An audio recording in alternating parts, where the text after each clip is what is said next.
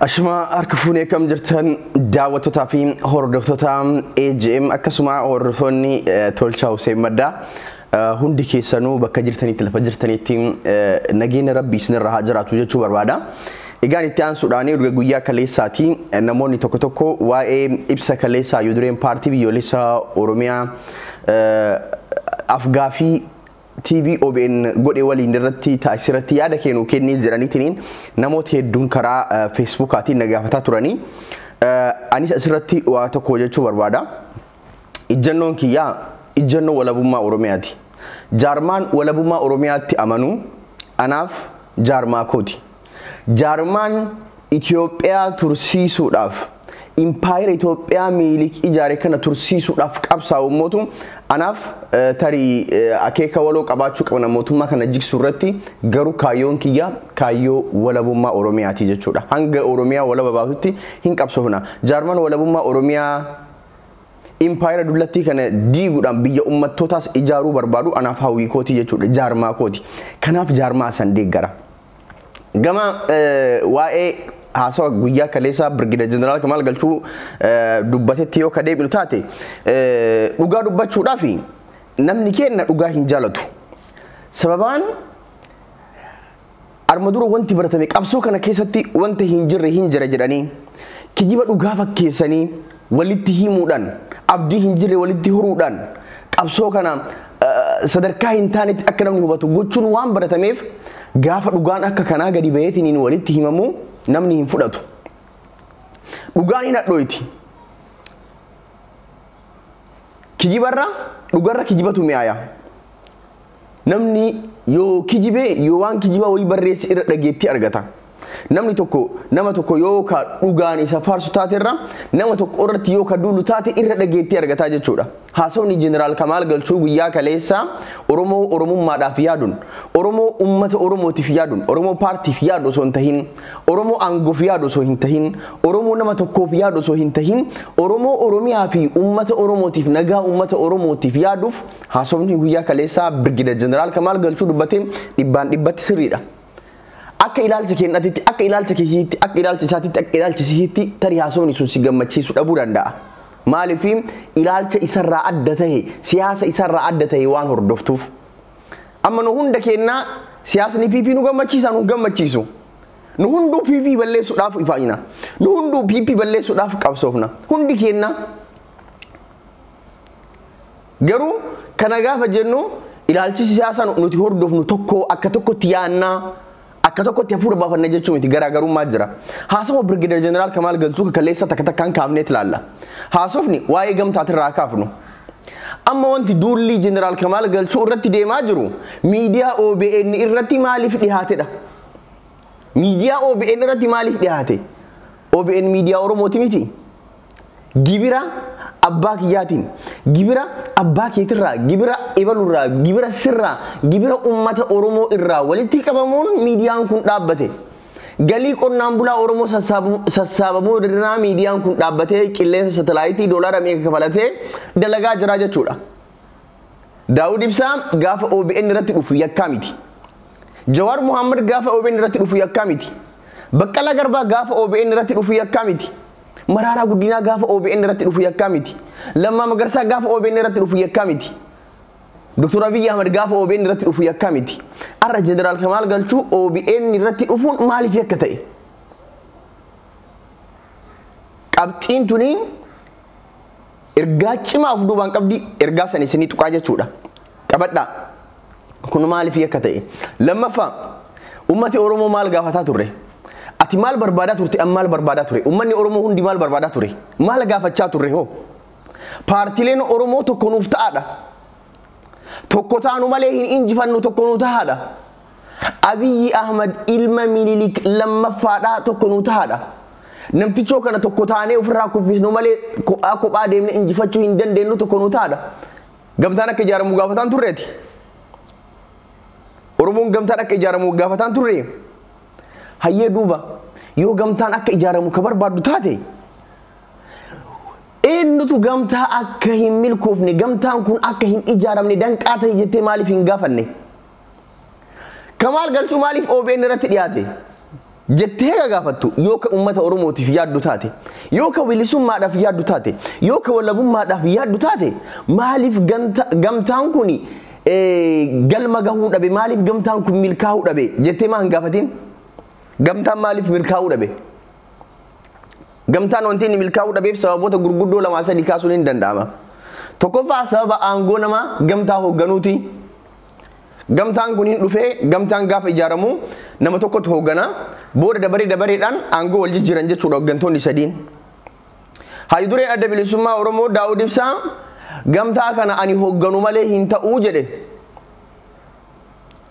Jeneraal Kamaal Galchuu gamtaa kana Dr. Maraaraan yeroo jalqabaatiif hooggananii booda meebi itti aanee Daawud hoogganuu danda'a ani itti aanee hoogganuu danda'a jedhe shuf Daawud Ibsaan asitti anatu gamtaa hoogganaa jedhe yaada kana dhiyeesse Kamaal Galchuu Dr. Maraara Guddinaa haa hoogganuu jedhe Dr. Maraara Guddinaa Jeneraal Kamaal Galchuu haa hoogganuu jedhe tokko tuni rakkoo taate qabxiin tun rakkoo taate walitti araaramuu didan abaa'oon yoo gamtaan hunoo hoogganiin gamtaa kana barbaannu jedhaniitiin hin ignoor godhanii jechuudha tokkoffaa qabxiin asirraa dabde qabxii tana arramaatti deemna asitti eenyu dogongora qaba Kamaal Galchuu gamtaa kana Jeneraal Dr. Maraara Guddinaa haa hoogganu jedheetu rakkoo qaba moo Daawud Ibsaa anatu hoogganaa ani yoon hoogganiin hin ta'uu jedheetiin hin dideetu rakkoo qaba moo Dr. Maraara Kamaal Galchuu gamtaa haa hoogganu yeroo jalqabaatiif jedheetu rakkoo qaba ummanni Oromoo maaliif kan adda baasee ilaaluu hin barbaanne dhugaa tana maaliif irra darba wanti gamtaa sakaalee kana wanti burullee nu sakaaluu deemu kana Oromoo maaliif kanarraa hin dubbanne sababaan kana dhiisaniitiin waan biraa deemaniif maa inni kunillee qabxii guddaadha sababa waan kuni qabxiin tun dhokatteef isinitti himutaa jechuudha inni lammataa gamtaani ka gufateefi ijoon waa'ee parsantii addaan qoodachuuti Oromoon ta'uufiitiif hin bilisoomne isaanuu hin bilisoomne ummanni isaan filatee mootummaa hin taane aangoo irratti walolan aangoodhaaf qabsaa ammoo Oromoodhaaf qabsaayan yoo Oromoodhaaf ka qabsaan taate parsantii 40 parsantii 35 naa kenna jechuun maa inni paartileen kun akka paartilee Oromoo itti walitti dhufanii miseensa walii lakkaa'u taananiin hunduu miseensa gurguddaa qaba paartileen kunniin akka jaarmaatitti taananiin jaarmaan hunduu jaarmaa biyyoolessaati sadarkaa biyyoolessaatitti eeyyama qaban eeyyama wal fakkaataa eeyyamni tokko ka eeyyama tokko hin dabarre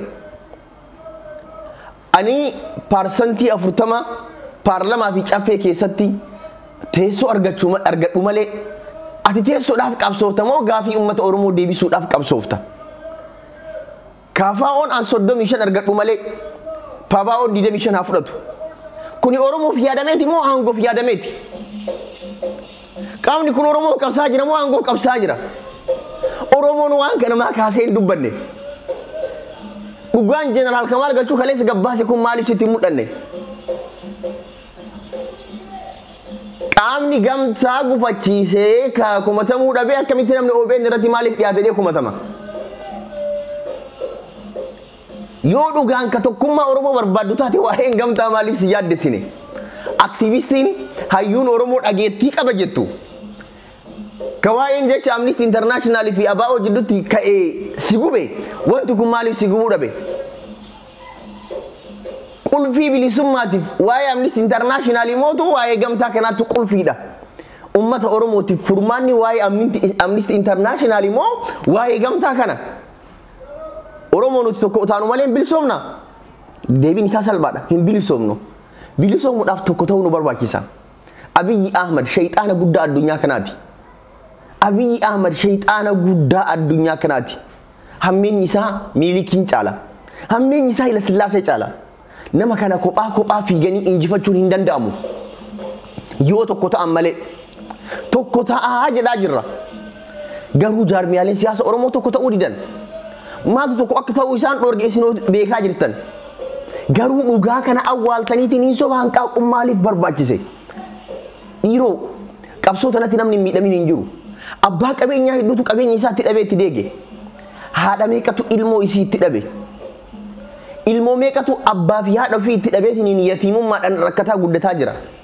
jagna meeqatu irratti kufe barataa meeqatu barumsa isaa addatti kute Oromoon qabsoo tanatti waa hedduu dhabe duuba qabsoon kun akka galma isaa ga'uun barbaannu akka bilisummaan gola ba'uun barbaannu maaliif dhugaa jirtu irratti waliin hin dubbanne baay'ee nama ajaa'ibaa bara gamtaa barbaanna gamtaan kun akka hin milkoofne maaltu gaafachuu nu dhorga waan danqaa irratti maaliif qaamni amma duula oofaa jiru kun waan kana maa hin gaafanne kun deebii guddaadha gaafii guddaadha itti sinii deebi'a sadaffaani wanti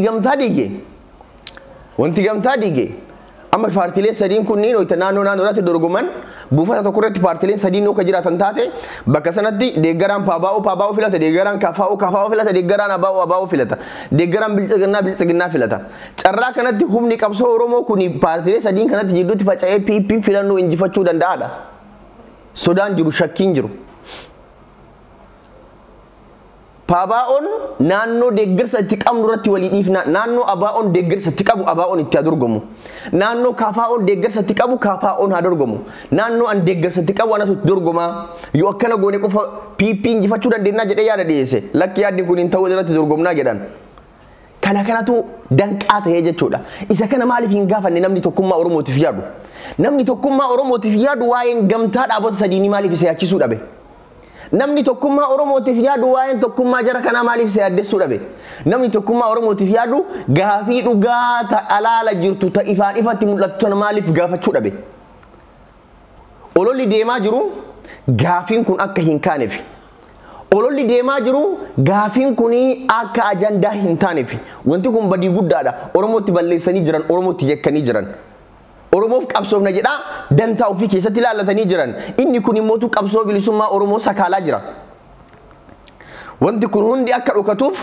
waa'ee Amnesty International kana faa kaasaniitiin olola haasanii jechuudha Jeneraal Kamal Galchuu gaafa waa'ee Amnesty International dubbate waa'ee OBOf dubbate waa'ee mootummaas dubbate lolli deemaa jiru jaalmaarroo faa fi mootummaa jidduutti goota jarri wal waraanan ka ajjeefamaa jiru Oromoodha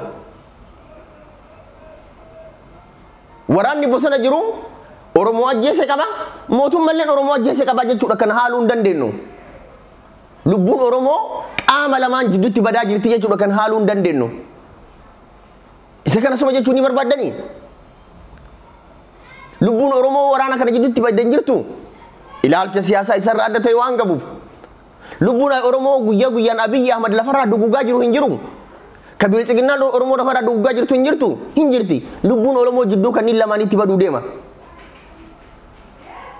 Jawaar qabsoo karaa nagaa filatee gale Daawud Ibsaa qabsoo karaa nagaa filatee gale Kamaal Galchuu qabsoo karaa nagaa filatee gale Leencoo Lataa qabsoo karaa nagaa filatee gale Galaasaa Dilboo qabsoo karaa nagaa filatee gale Abbaa Nagaa Caarraa qabsoo karaa nagaa filatee gale Haayiluu Gonfaa qabsoo karaa nagaa filatee gale haala anjaa qabsoo karaa nagaa gaggeessuun jiru keessatti lola filachuun sirrii miti yoo qabsoo karaa nagaa gaggeessuu hin dandeenye qofa qawwee kaasuu qabdaa yaada jedhu nuyi miti Jawaartu waggaa meeqa nutti himaa nu gosaa ture jechuudha yuun kenna duuba inni kun akkamitti akka ta'e yoo Oromoof yaadde gamtaan maaliif sakaalame jedhii gaafadhu yoo Oromoodhaaf ka yaaddu taate maaltu tokkummaa isin dhorkee gaafadhu yoo Oromoof ka yaaddu taate maaltu isin addaan diige jedhii gaafadhu maddi rakkoo kanaa eenyu jedhii qoradhu tilmaami malee gamtaa wantiin oofin duulli walirratti duuluun ofii kennaa wal balleessuudha deeggaraan paartii tokko paabaa'oo irratti duulee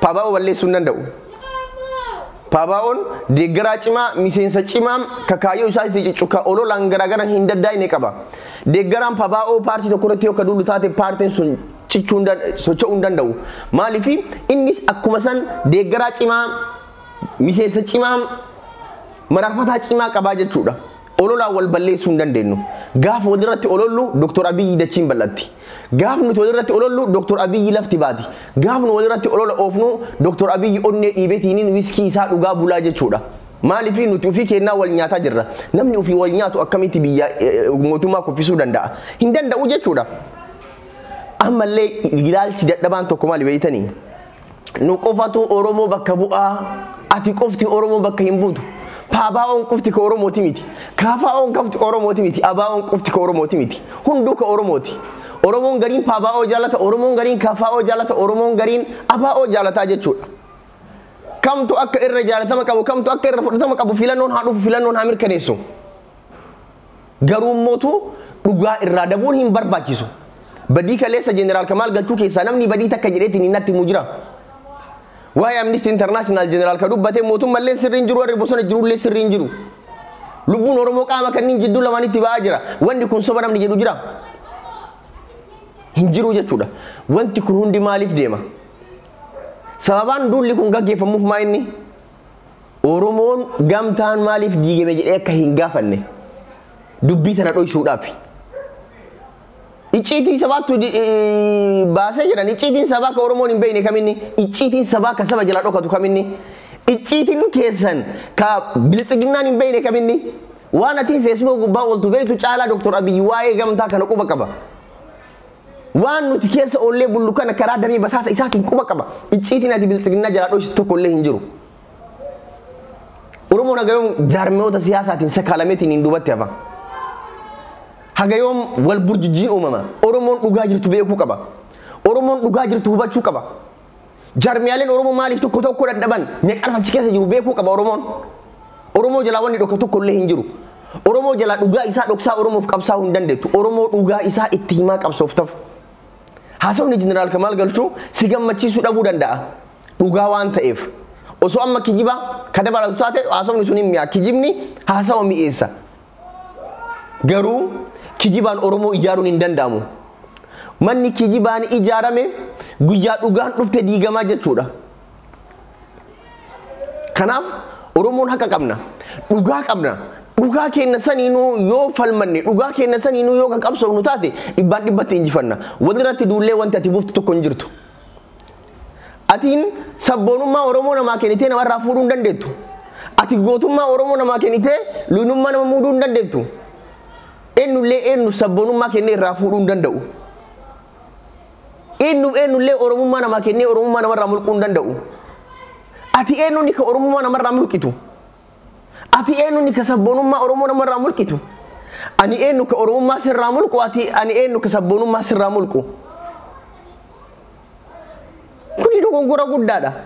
Ati nama arrabsitee jijjiiramni ati fiddu tokko illee hin jiru. Oromoo cabsaa jirta, uf cabsaa jirta. Arrabaan sabni ijaarame hin jiru. Kijibaan sabni ijaarame hin jiru. Dhugaa walitti himuudhaan saba ijaaruun danda'ama. Dhugaa walitti himuudhaan bilisummaan dhufuu danda'a. Kan akkasiin haa beeknu. Duulli deemaa jiru dhugaa gamtaan Oromoon gamtaan barbaanneen jira. Amma tibba gamtaan kun ijaaramuu hedaa jedhame Oromoon hunduu wal jaalachuu eegale. Tibba gamtaan kun ijaaramuu hedaa jedhame Oromoon guutuun waliif nahuu eegale. Tibba gamtaan kun ijaaramuu hedaa jedhame Oromoon guutuun walii garaa nahuu wal bira dhaabbachuu eegale. Gaafa gamtaan addaan deemaa dhufoo Oromoon wal dhabaa dhufe walirratti duuluu dhufe dirreemmaan feesbuukaa kunu ka duraan wal jaalatu wal diiguu dhufe wal arrabsuu dhufe jechuudha. Tokkummaan barbaachisummaa isaa asirraa madaaluu dandeetta. Gaafa gamtaan ijaaramuu hedaa tokko ta'uu hedaa jedhan akkamitti wal jaalataa turre. Gaafa gamtaan kun laafate jedhan immoo akkamitti walirratti duulaa jirra. Bu'aan gamtaa tokkummaan gamtaan kun qabu Oromoon gamtaa kanarraa akkam akka fayyadamu asirraa kaasuun hin danda'ama tureyyuu. Garuu nuti gamtaa kana deebisaa ijaaraa jechuu dhiifnee arrabaa wal kurraa jechuudha. Kuni Oromoo miidhaa jira. Oromoo fayyada jettee yaadin. Ati deeggarsa guddaa waan qabdu sitti fakkaatee paartii tokko gaafa arrabsitu deeggaraan paartii sanis deebii siif kennaa jechuudha. Yeroo ati arrabsitu namni si jalaa deemu hin jiru. Yoo ati dhuftee boksiin nama tokko dhooyte namni sun boksiin dhamee si jalaan deemu ilkaan sirraa isaa sitti garagalee. Gaafa ati dhatee nama tokko xalaftu namni sun illee sin dhiisu jechuudha. Tokkummaa Oromoo ati nama arrabsuudhaan hin dhufu. Gaafa ati nama arrabsitu namni illee deebisee si arrabsa. Yoo ati uleen namatti deemte namni uleen si keessummeessa. Arrabni arrabaan deebi'a. Ilaalchi yaada wal mormuu ilaalcha yaada wal mormuutiin deebi'a. Wanti guddaan immoo nu hunduu galma tokkoof qabsoofna. Oromoodhaaf qabsoofna, Oromiyaadhaaf qabsoofna. Namni galma tokkoof qabsaahu dhakaa walirratti hin darbatu. Namni galma tokkoof qabsaahu gufuu walitti hin ta'u. Namni galma tokkoof qabsaahu olola walirratti hin oofu. Gamtaa ka gaafataa ture nuhi si uummata Oromooti. Gamtaan sun maaliif sakaalame jedhee gaafachuu qabullee uummata Oromooti. Yoo bilisummaa barbaade. Qabsoo tanatti lubbuu namoota hedduutti itti wareegame waan ta'eef. Kanaaf jeneraal Kamaal galchuu haasawaa isaa keessatti yoo ija siyaasaatiin ija dhugaatiin kalaaltu taate Oromoon dhugaa dhagahuu qaba jettee yoo yaaddu taate haasawaan isaa dhibbaan dhibbatti sirriidha. Icciitiin meeqaminni icciitiin isin nu jala bahee jettan. Icciitiin isin jala bahee tokkollee hin jiru. Icciitiin Oromoo jala dhokate tokkollee hin jiru. Icciitiin saba jala dhokate tokkollee hin jiru. alla fa ka'ee baraara ebalu gantuudha ebalu ergamtuu diinaatti jechuun danda'a garuu kana jedhee wanti an fidu tokko illee hin jiru ani ebalu gantuudha jedheef namni sun gantuu ta'uu hin danda'u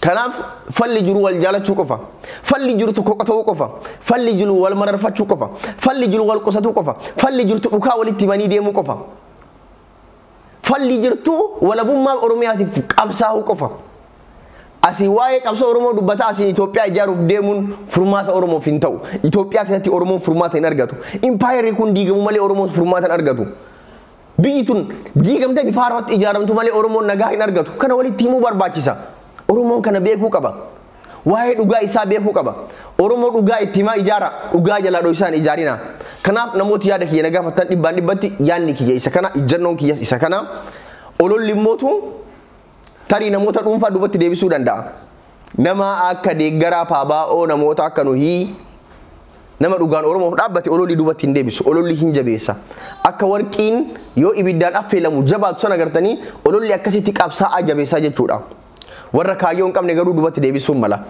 wanti beekuu qabdan arrabaan biyyi ijaaramte hin jirtu arrabaan sabni ijaarame hin jiru arrabaan tokkummaan dhufe hin jiru arrabaan injifannoon dhufe tokkollee hin jiru arrabni si kuffisaa arrabni si diigaa arrabni si balleessaa arrabni akka sabaatitti duubatti si hambisaa jechuudha wanti barbaachisumaa inni wal jaalachuu wal golfachuu wal mararfachuudha kan kanaan haa beeknu tokkummaa keenya faa qabsoofnu tokko taanee hin qabsoofnaa oromoo dhugaa itti himaa hin ijaarraa impaayera dullatti Itoophiyaa hin diinaa biyya ummattootaa ni ijaarraa hiree keenya mataa keenyaan ni murteeffannaa tokko taanee oromoo walaba baafnaa oromiyaallee bilisanii baafnaa jechuudha ulfaadhaa galatooma